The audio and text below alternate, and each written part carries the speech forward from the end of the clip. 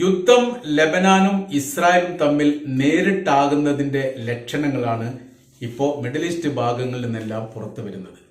അതിന്റെ ആദ്യ ഡോസ് എന്ന രീതിയിലാണ് വാക്കർ ടോക്കിയായിട്ട് ബന്ധപ്പെട്ട് മാനസികമായിരിക്കുന്ന ഒരു തളർച്ച ഉണ്ടാക്കിയതിനു ശേഷം അക്രമം നടത്തുക എന്ന ഇസ്രായേലിന്റെ തന്ത്രം അവിടെ പ്രയോഗിക്കപ്പെട്ടത്. 2 പ്രാവശ്യം ഈ വാക്കി ടോക്കി സ്ഫോടനം നടന്നതിന് ശേഷം രണ്ടിലധികമോ പ്രാവശ്യം വ്യോമാക്രമങ്ങൾ നടത്തുകയും ഹിസ്ബുള്ള ഗ്രൂപ്പിന്റെ പല മേഖലകളിലും സ്ഫോടനം നടത്തിയതായിരിക്കുന്ന റിപ്പോർട്ട് പുറത്തു വന്നു. അത് ശക്തമായിരിക്കുന്ന സ്ഫോടനമാണ് എന്നുള്ളതും, എന്നാൽ ഇതിന് തിരിച്ചടി ഉണ്ടായി. തിരിച്ചടിയോടനുബന്ധിച്ച് അവര് മിസൈലുകൾ പായിക്കുകയോ അതുമായി ബന്ധപ്പെട്ട വിഷയങ്ങളോ ഈ ലെബനാന്റെ അതിർത്തി ഭാഗങ്ങളിൽ നിന്ന് ഉണ്ടാവുകയും 2 ഇസ്രായേൽ സൈനികർ മരണപ്പെടുകയും അതിലൊരു മേജർ കമാൻഡറാണ് എന്നുള്ളതും, ഒരു സൈനികർക്ക് പരിക്കേറ്റ വിവരങ്ങളും ഇസ്രായേൽ IDF സംഘം തന്നെ സ്ഥിരീകരിക്കുകയും ചെയ്തു. അപ്പൊ യുദ്ധം ഏറെക്കുറെ ലെബനാനിലേക്ക് അടുത്തുകൊണ്ടിരിക്കുന്നു. അങ്ങനെയുള്ള ഒരു യുദ്ധത്തിനാണ് ഇപ്പോ മുൻതൂക്കം നൽകുന്നത് എന്നുള്ളതും, ഗസയുടെ വ്യത്യസ്തമായിരിക്കുന്ന ഭാഗങ്ങളിൽ നിന്ന് സൈനികരെ പിൻവലിക്കാൻ ആരംഭിച്ചിരിക്കുന്നു എന്നുള്ളതും, അവര് ലെബനാന്റെ അതിർത്തിയിൽ വിന്യസിച്ചുകൊണ്ടാണ് ഈ യുദ്ധത്തിന് ഇസ്രായേൽ കോപ്പ് കൂട്ടുന്നത് എന്നുമാണ് അറിയാൻ വേണ്ടി സാധിക്കുന്നത്. ഇതിന് ഇസ്രായേൽ സർക്കാർ പറയുന്ന കാര്യം, ഈ ഭാഗത്ത് ലെബനാന്റെ അതിർത്തി ഭാഗത്തിൽ നിന്ന് 10,000-കണക്കിന് ജൂത കുടുംബമാണ് യുദ്ധത്തോടനുബന്ധിച്ചുകൊണ്ട് കൂടിയിറങ്ങി വരേണ്ടി വന്നത്.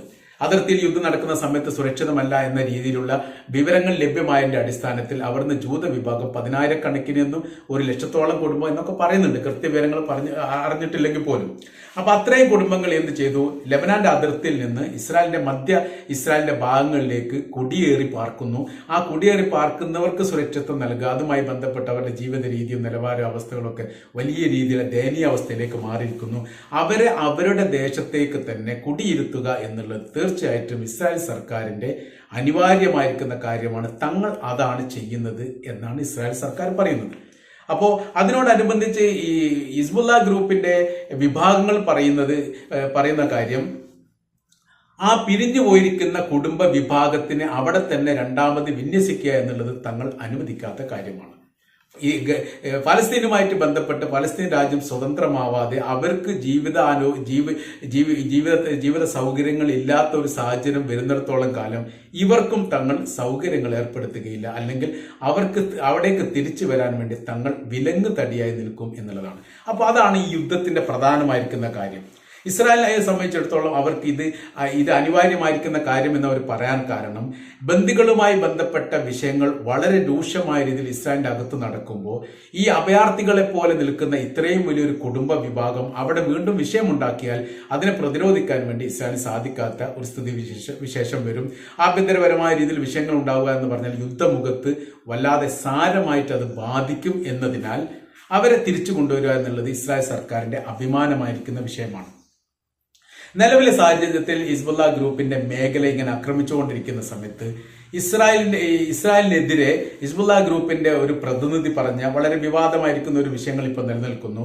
അവർ പറഞ്ഞ കാര്യമാണ്, ഇസ്രായേലിലേക്ക് വരുന്ന വിമാനം ലെബനാന്റെ അതിർത്തിയിൽ നിന്ന് താഴ്ന്നാണ് പറക്കുന്നത് എന്ന കാര്യം നിങ്ങൾ മറന്നു പോകരുത് എന്ന് ഇസ്രായേലിനോട് പറയുന്നു.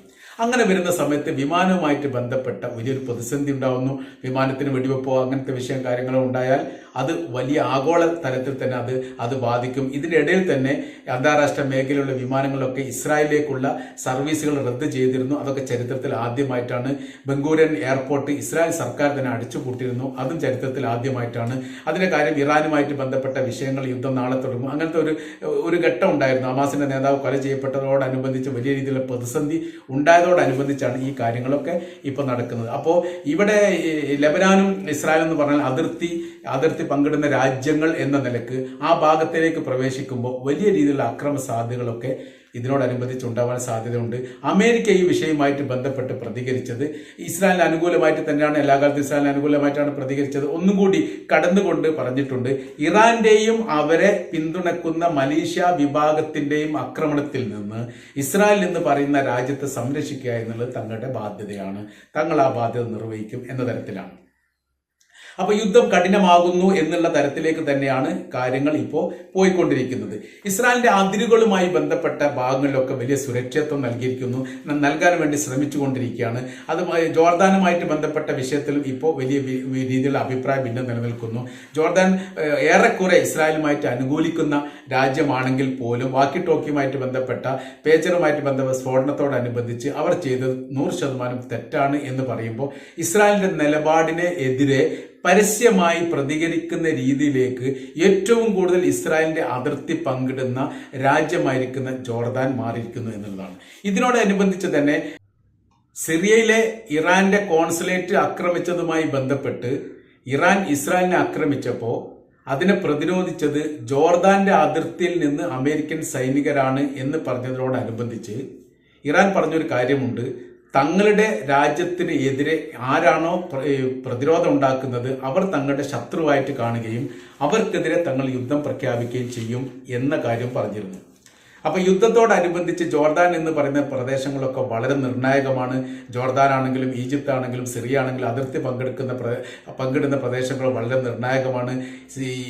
ഇറാനും ഇസ്രായേലും തമ്മിൽ 2000 കിലോമീറ്ററോളം വൈദൂരമുണ്ട് എന്നതിനാൽ ഈ ആക്രമിക്കുന്ന സമയത്ത് ഈ രാജ്യങ്ങളുടെ സഹായം നിർബന്ധമായിട്ടും അവർക്ക് അനിവാര്യമാണ്. അതുകൊണ്ട് കൂടിയാണ് പറഞ്ഞത്. അതായത് ഇസ്രായേലിൽ നിന്ന് വേണമെങ്കിൽ ജോർദാൻ വഴി ഇറാൻ ആക്രമിക്കുന്ന ഒരു സാഹചര്യം ഉണ്ടാവുകയാണെങ്കിൽ തീർച്ചയായിട്ടും തങ്ങൾ ജോർദാനെ ആക്രമിക്കും എന്ന തരത്തിലാണ്. അതിനവർ പറഞ്ഞ കാര്യം ജോർദാനിലുള്ള അമേരിക്കയുടെ സൈനിക കേന്ദ്രത്തിന് നേരെ ഹിസ്ബുള്ള ഗ്രൂപ്പ് ആക്രമണം നടത്തുകയും 3 സൈനികർ കൊല്ലപ്പെട്ടതുമായിട്ട് ബന്ധപ്പെട്ട വിഷയത്തെ ഊന്നിക്കൊണ്ടോ ആ വിഷയവുമായിട്ട് ബന്ധപ്പെട്ടുമാണ് ഇറാൻ സംസാരിച്ചത്. തങ്ങൾക്ക് അത് സാധിക്കും എന്ന തരത്തിൽ. അപ്പൊ ഇപ്പോഴത്തെ വിഷയം എന്ന് പറഞ്ഞത് ലെബനാനിനെ കേന്ദ്രമാക്കിക്കൊണ്ട് അല്ലെങ്കിൽ ലക്ഷ്യമാക്കിക്കൊണ്ട് ഇസ്രായേൽ ആയുധങ്ങൾ ഉരുട്ടുന്ന സമയത്ത് അല്ലെങ്കിൽ യുദ്ധപ്രഖ്യാപനം നടത്തുന്ന സമയത്ത് അത് മേഖലാ യുദ്ധമായിട്ട് തന്നെ മാറാനുള്ള സാധ്യത വളരെ കൂടുതലാണ്. ഇതിൽ പ്രത്യേകമായ രീതിയിലുള്ള എന്തെങ്കിലും ഒരു സമാധാന ശ്രമവുമായി ബന്ധപ്പെട്ട ഒരു വിഷയങ്ങളും നിലവിൽ നിലനിൽക്കില്ല. കാരണം യുദ്ധം അതിഭയങ്കരമായ രീതിയിലേക്ക് തന്നെ പ്രവേശിച്ചു കൊണ്ടിരിക്കുകയാണ് എന്ന തരത്തിലാണ്. അപ്പൊ ഗസയുമായിട്ട് ബന്ധപ്പെട്ട ഭാഗങ്ങളിൽ നിന്ന് സൈനികരെ പിൻവലിക്കുക എന്നുള്ളത് ഇസ്രായേലിന്റെ ആവശ്യമായി വന്നിരിക്കുന്നു എന്ന് പറയുമ്പോൾ ഏറെക്കുറെ ഗസക്ക് ഒരു ആശ്വാസം കിട്ടുന്ന രീതിയും കാര്യങ്ങൾ പോകുന്നു. ഇപ്പോ ഗസയിൽ നടക്കുന്ന യുദ്ധം നമുക്കറിയാം, ഒളിപ്പോർ യുദ്ധമാണ്. സൈനികർ നേരിട്ടും ഹമാസിന്റെ ആളുകൾ ഒളിഞ്ഞു നിന്നുമാണ് യുദ്ധം നടത്തുന്നത്. അതുകൊണ്ട് സൈനികരെ നേരെ കാണാൻ വേണ്ടി സാധിക്കുന്നില്ല. നേരെ മറിച്ച് ഇവിടെ ഹിസ്ബുള്ള ഗ്രൂപ്പിന്റെ ഭാഗത്തേക്ക് ലെബനാനിലേക്ക് പ്രവേശിക്കുന്ന സമയത്ത് ആയുധ സംഘമായി തന്നെ ഇസ്രായേലിന്റെ ആയുധ സംഘത്തിന് നേരെ ആക്രമിക്കുന്നത് കാണാൻ വേണ്ടി സാധിക്കുകയും ചെയ്യും. ഇങ്ങനത്തെ വലിയൊരു പ്രതിസന്ധി, വലിയൊരു വിഷയങ്ങൾ ഇപ്പൊ യഥാർത്ഥത്തിൽ ഇപ്പൊ നിലനിൽക്കുകയാണ്. അപ്പോൾ ഇതിനെ ഒരു പരിഹാര നിർദ്ദേശം എന്ന് പറഞ്ഞിട്ടുള്ള ഒരു അഭിപ്രായങ്ങളൊന്നും UN സഭയിൽ 2 പ്രാവശ്യം ഈ വിഷയവുമായിട്ട് ബന്ധപ്പെട്ട് ചർച്ച വന്നിട്ടും നിർദ്ദേശങ്ങൾ പ്രഖ്യാപിക്കുന്നു എന്നല്ലാതെ അത് പാലിക്കാൻ വേണ്ടി ആരും തയ്യാറാകുന്നില്ല. അങ്ങനത്തെ വലിയൊരു കടുത്ത പ്രതിസന്ധിയിലൂടെയാണ് യഥാർത്ഥത്തിൽ പോയിക്കൊണ്ടിരിക്കുന്നത്. അതിനോടനുബന്ധിച്ച് വാക്കി ടോക്കിയുമായിട്ട് ബന്ധപ്പെട്ടും അവരുടെ ഈ പേജറുമായിട്ട് ബന്ധപ്പെട്ട കാര്യങ്ങളൊന്നും കൃത്യമായിരിക്കുന്ന ലക്ഷ്യം കണ്ടിട്ടില്ല എന്നുള്ളൊരു അഭിപ്രായം ഇതിനോടനുബന്ധിച്ച് തന്നെ ഉയർന്നു വരികയും ചെയ്യുകയാണ്. ഇറാനെ സംബന്ധിച്ചിടത്തോളം ഇറാൻ ഏറെക്കുറെ നിലപാട് പറഞ്ഞിട്ടുണ്ട് എന്നല്ലാതെ രഹസ്യമായ രീതിയിൽ ഏത് തരത്തിൽ ഏത് ശക്തിയുള്ള ആയുധ കാര്യങ്ങളാണ് ഈ ലെബനാനിന് വേണ്ടിയിട്ട് അല്ലെങ്കിൽ ഹിസ്ബുള്ള ഗ്രൂപ്പിന് വേണ്ടി എത്തിച്ചത് എന്നുള്ളതിനെ കുറിച്ച് യാതൊരു വിവരങ്ങളും ഇപ്പോഴും പുറത്തു വന്നിട്ടില്ല. പിന്നാമ്പുറം കളിക്കുന്നത് ഇറാനാണ് എന്നുള്ളത് അമേരിക്കക്കും ലോകത്തിനൊക്കെ അറിയാവുന്ന കാര്യമാണ്.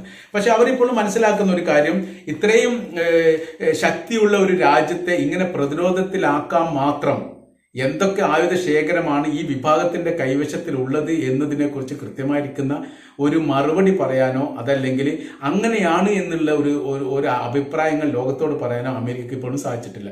ചെങ്കടലുമായിട്ട് ബന്ധപ്പെട്ട വിഷയത്തിൽ ഇപ്പോഴും അവർ പ്രതിസന്ധിയിൽ നിൽക്കുകയാണ്. എങ്ങനെ ഈ വിജയമൂർത്തികളെ ഒതുക്കിക്കൊണ്ട് എങ്ങനെ മുന്നേറണം എന്ന കാര്യത്തിൽ ഒരു തീരുമാനം, ഒരു രൂപം ഉണ്ടാക്കാൻ വേണ്ടിയിട്ട് യഥാർത്ഥത്തിൽ ഇപ്പോഴും അമേരിക്കക്കോ ബ്രിട്ടനോ സാധിച്ചിട്ടില്ല. ആ മേഖല, ചെങ്കടലുമായിട്ട് ബന്ധപ്പെട്ട ആ മേഖല ഇപ്പോഴും സുരക്ഷിതമാണ് എന്ന് ലോകത്ത് ഒരു കപ്പൽ കമ്പനി അഭിപ്രായപ്പെടുന്നില്ല. ഈ യുദ്ധം തുടങ്ങിയിട്ട് ഏകദേശം 11 മാസം, ഒരു വർഷത്തിലേക്ക് കയറാൻ വേണ്ടി പോകുന്ന സമയത്ത് പോലും ഏതെങ്കിലും ഒരു മേഖലയിൽ ഈ യുദ്ധവുമായിട്ട് ബന്ധപ്പെട്ട ഒരു സമാധാനപരമായിരിക്കുന്ന അല്ലെങ്കിൽ വിജയിക്കുന്ന ഒരു വിഷയമായി അല്ലെങ്കിൽ വിജയിച്ചിരിക്കുന്നു എന്ന് പറയാൻ ഇസ്രായേലിനോ അമേരിക്കക്കോ ബ്രിട്ടനോ അടങ്ങുന്ന ഒരു സംഘത്തിനും സാധിക്കുന്നില്ല എന്നുള്ളിടത്താണ് ഇവരുടെ ഏറ്റവും വലിയ പരാജയം ഉണ്ടാകും. അതിനോടനുബന്ധിച്ചാണ് ഇപ്പോൾ വാക്കി ടോക്കിയായിട്ട് ബന്ധപ്പെട്ട പേജറുമായിട്ട് ബന്ധപ്പെട്ട സ്ഫോടന കാര്യങ്ങൾ ഉണ്ടാകുന്നു, വലിയ രീതിയിലുള്ള ഏറ്റുമുട്ടലും ഉണ്ടാകുന്നു, ഗസയുടെ ഭാഗത്ത് നിന്ന് സൈനികരെ പിൻവലിക്കുന്നതിനെ കുറിച്ച് ആലോചിക്കുന്നു.